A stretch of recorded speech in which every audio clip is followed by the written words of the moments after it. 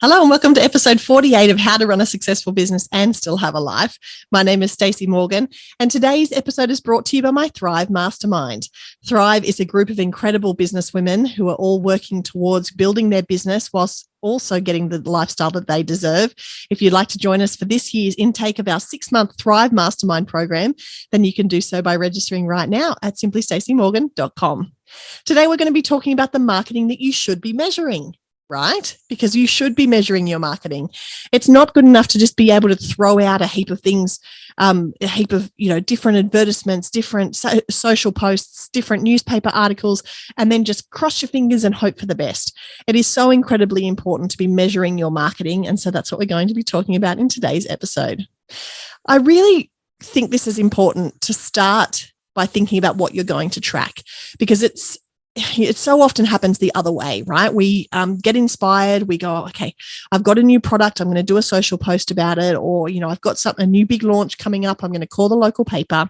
And you don't actually think about, okay, what is the outcome? What do we want out of this?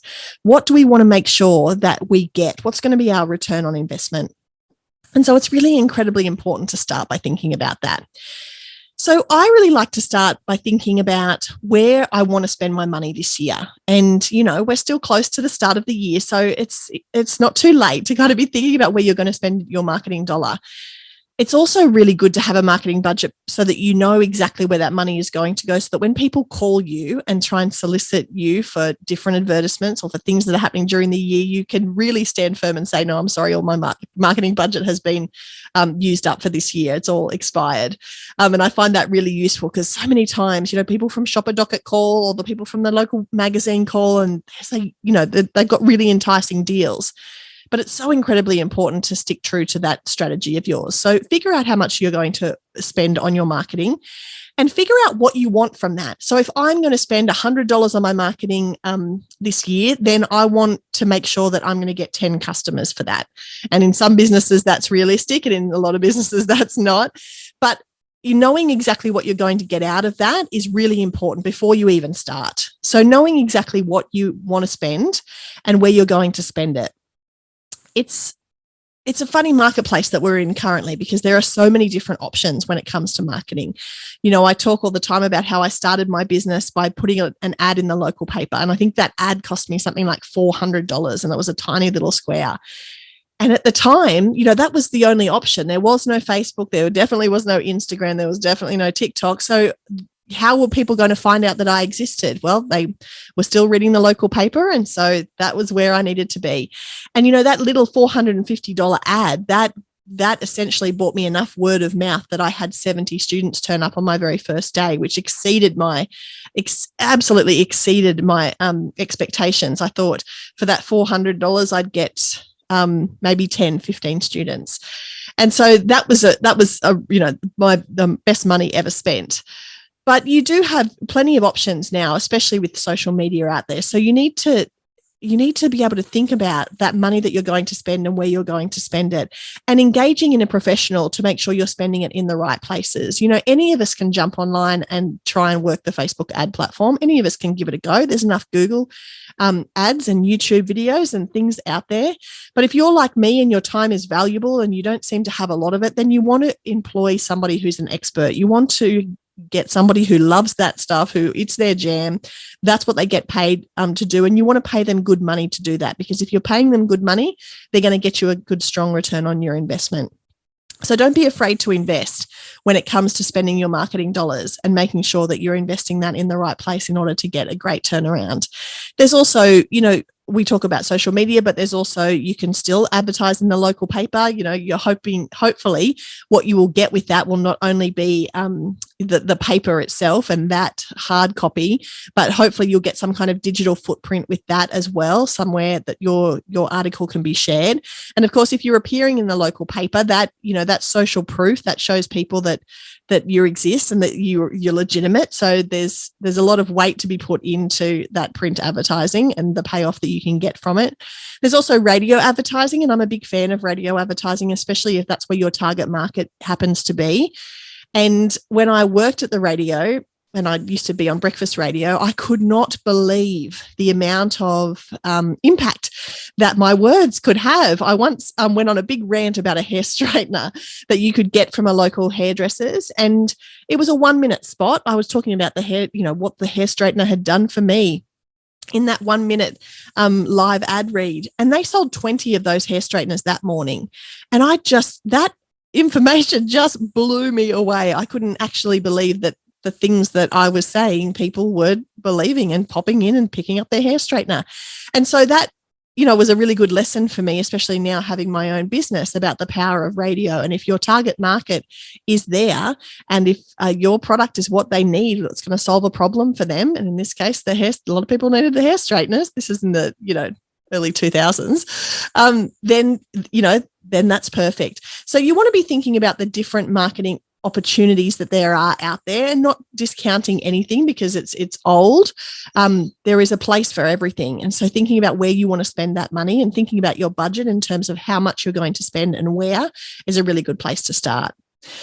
You want to measure, when it comes to the money that you've spent, you want to measure essentially the eyeballs that get on to your advertisement, to get onto your website, to get back to your lead gen page, however you're going to measure that. And that depends on the strategy that you've obviously chosen, but you do want to be thinking about that. So in the case of the radio hair straightener advertisement, 20 people might have gone and bought that hair straightener, but something like 5,000 people heard me talking about it. And it's really important. It's harder with print and with radio to be able to have those metrics. Those metrics are really easily accessible on social media. But it is really important when you're having those discussions with that sales rep as to, if I do spend this amount of money, how many eyeballs are going to get on my ad? What is the likelihood of them reading my advertisement if it's on the left-hand page compared to the right-hand page of the newspaper, top or bottom, above the fold, below the fold? And thinking about those things as well in terms of the money that you're going to spend, because there's nothing more frustrating than spending a heap of money and seeing no turnaround. So you want to have a think about the way that you're going to spend the money and where you're going to get the most bang for your buck. And it's not always good to just spend all of your money in one area, even though I'm really dying to do a social experiment actually, where I just scrap all of my advertising and just advertise on radio for a full year and see what happens. Or just do the newspaper for a full year and to see what happens. And I'll let you know if I do ever take the plunge. But it's so important to be on several different touch points, because the people that are reading the paper might not be on Facebook, and the people that are on Facebook might not be reading the glossy magazine, and those people might not be listening to the radio. So in order to give yourself the best opportunity to become well known, especially if you're a small business in a local or a regional area, then you want to be across as many touch points as you can afford. And it's so important that once you've put all of this advertising out into the marketplace and it's the hard work is done, you've written the copy, you've had the photo shoot, you've picked out your favorite photos, they've created the advertisement, and it's out there, you want to make sure that you are measuring exactly what is out there. You want to make sure that you have a really clear understanding of where your customers are going, and that comes with a really clear call to action. So it's, pretty useless to have marketing out there if the people who are seeing it don't know what to do next. You've really got to think about the next step for the customer and make sure that you are following that through. When it comes to advertising on Facebook, we do a lot of specific landing pages or specific Google forms that people from those ads go to, so that we can really see, okay, on Tuesday we spent $100 and we had 17 clicks on that day. On Wednesday we spent $200 and we only had 18 clicks. What was the difference? What was the photo? And being able to do that A/B testing when it comes to social media is so incredibly helpful. You can't do that when it comes to the newspaper. You can't say, stop printing the newspaper, print a new one with a new ad in it. That just won't work.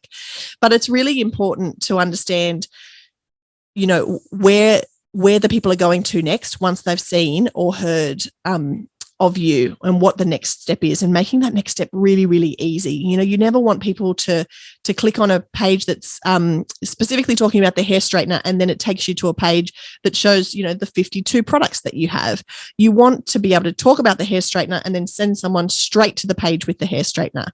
And then when they finally do click on that hair straightener and they're following that process, you don't want them to have to fill in their name and their address and their date of birth and their phone number and their dog's name and their blood type, and, all of these details, whilst it would be great to have, I guess, some of those details, perhaps not your dog's name or your blood type, it is good to have information about our customers, but it's not good to make that process lengthier than it needs to be. So getting their first name and their phone number and their email address could be all you need to make that sale happen. And if you can make that process really quick, then you are more likely to turn that into a sale for you and turn it into actual money and people spending money, which is exactly where we want to get people.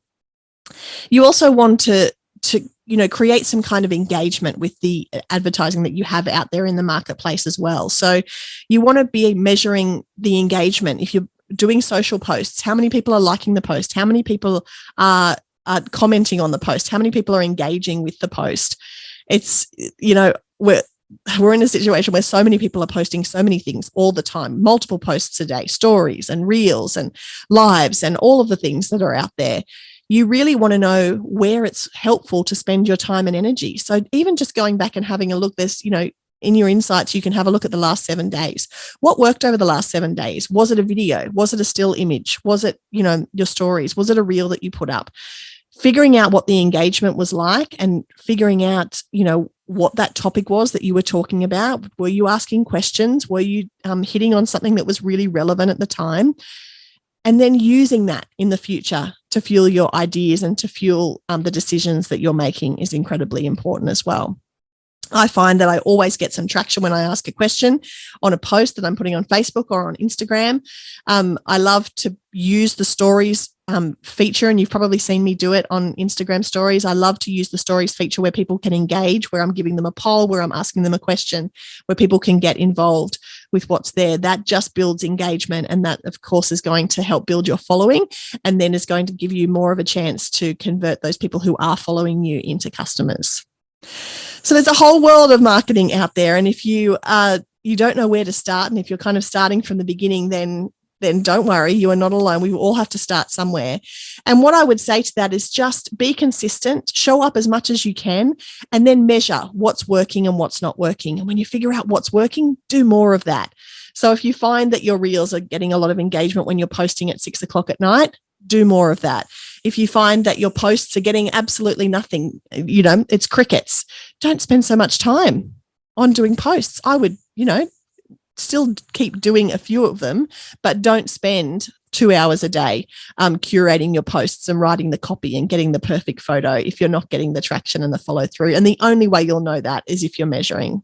So I encourage you today, jump on your insights, have a look at what's working and what's not. Call your sales rep and say, that ad that I ran back in January, how did it go? How many people saw it? What kind of figures do we have around that? And then you can make some really smart marketing decisions in the future. Today's episode has been brought to you by my Thrive Mastermind. We talk a lot about marketing strategy and about talking to your ideal customer and bringing more customers in the door as part of Thrive. It's a 6-month mastermind program for women in business, for women who are ambitious, who want to get the most out of their business, but also want to have time in life for the things that really matter. If you'd like to jump on a call with me about the Thrive Mastermind, we can jump on for 20 minutes. I can walk you through the process and see if it's a great fit for you. I would love to sort that out. Now, send me a DM on Instagram, or you can hit me up at hello@simplystacymorgan.com. If you enjoyed today's episode, please share it with somebody who you know would get a lot out of it. Take a photo, take a screenshot, put it on your Insta story and tag me. And I would love you to leave a rating or review on Apple Podcasts if you get the opportunity. Thank you so much for listening, and I'll talk to you next week.